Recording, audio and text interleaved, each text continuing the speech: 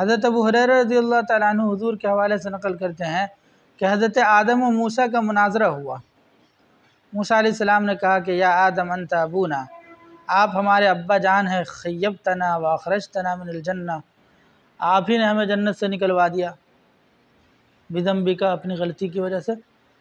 تو حضرت آدم نے کہا یا موسیٰ اصطفاک اللہ بکلامک وخط لک فی التوراۃ بیدہ، اللہ نے آپ کو اپنی ہم کلامی کے لیے منتخب کیا ہے، تورات لکھ کر کے دیا آپ کو۔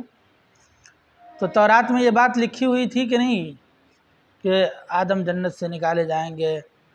قرآن مجید میں وعصیٰ آدم ربہ فغویٰ، تو اس کا مطلب یہ ہے کہ قرآن مجید حضرت آدم علیہ السلام کی تخلیق سے پہلے بھی اللہ تعالیٰ نے یہ کون سی صورت میں؟ سورۃ طٰہٰ میں وعصیٰ آدم ربہ فغویٰ ثم اجتباہ ربہ فہدیٰ۔ کیا ہے بھائی، سب رمضانی حافظ لوگ ہو تم لوگ، شاید سورۃ طٰہٰ میں ہی ہے۔ تو سورۃ طٰہٰ کے بارے میں آتا ہے اور سورہ یاسین کے بارے میں، کیا حضرت آدم کی تخلیق سے 2000 سال پہلے اللہ نے قرآن مجید کی ان دو صورتوں کی تلاوت کی تھی۔ تو اس میں جب یہ بات لکھی ہوئی ہے کہ ایسا ہوگا، تو حضرت آدم علیہ السلام نے حضرت موسیٰ سے کہا کہ کیا تم مجھے ایسی چیز پر ملامت کر رہے ہو جس کو اللہ نے میری پیدائش سے 40 سال پہلے تقدیر میں لکھ دیا تھا؟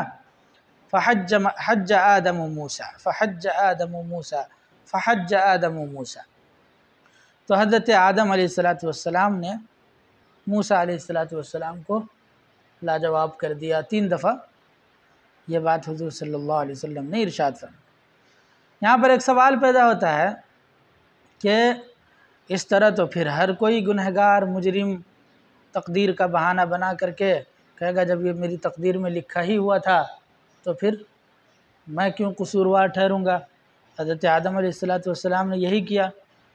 تو خاتم المحدثین علامہ انور شاہ کشمیری رحمۃ اللہ علیہ، انہوں نے علامہ ابن تیمیہ کے حوالے سے نقل کیا ہے کہ تقدیر کا جو ہے بہانہ بنانا اور تقدیر کا سہارا لینا، اس کی 2 شکل ہوتی ہے۔ ایک تو یہ کہ تقدیر کے سہارا لے کر کے آدمی اپنے کو گنہگار ہی نہ سمجھے، بھائی لکھا ہوا تھا اس لیے میں نے کر لیا، میری کیا غلطی ہے، میرا کیا قصور ہے، یہ تو سب مقدر میں تھا۔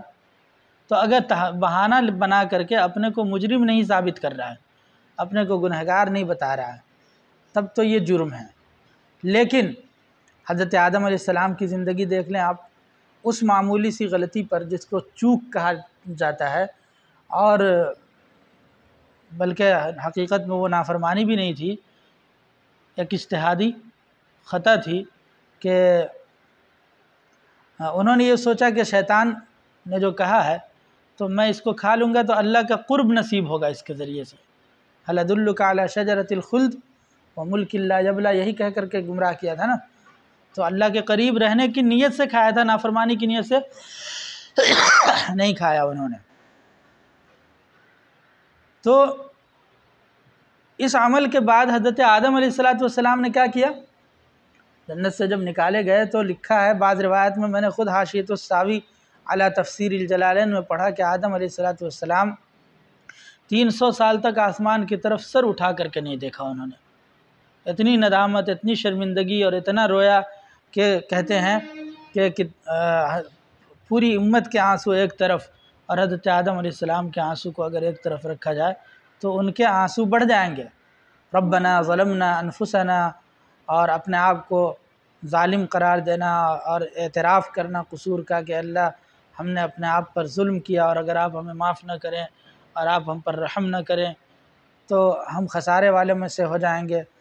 تو کیا کیا جتن نہیں کیے ہوں گے انہوں نے اللہ سے معافی مانگنے کی، تو سب، اور معافی کا پروانہ بھی مل گیا ہے نا، معافی کا پروانہ مل چکا ہے۔ اب اس کے بعد اگر کوئی ملامت کر رہا ہے تو تقدیر کا بہانہ بنا کر کے انہوں نے اپنے دل کو سمجھایا ہے، یعنی ایک آدمی سے غلطی ہو گئی، معافی بھی مانگ لی، سب کچھ کر لیا، اب بھی اگر اس گناہ کا خیال دل کے اندر آ رہا ہے بار بار، تو تقدیر کا بہانہ بنا کر کے دل کو سکون پہنچانے کے لیے کہ یہ تو لکھا ہوا تھا اس لیے ہو گیا، یہاں پر آدمی جری نہیں بن رہا ہے، یہاں پر آدمی جو ہے اپنے آپ کو جو ہے بے قصور ثابت نہیں کر رہا ہے، بلکہ اپنے دل کو تسلی دینے کے لیے تقدیر کا سہارا لے رہا ہے، تو یہ جائز ہے۔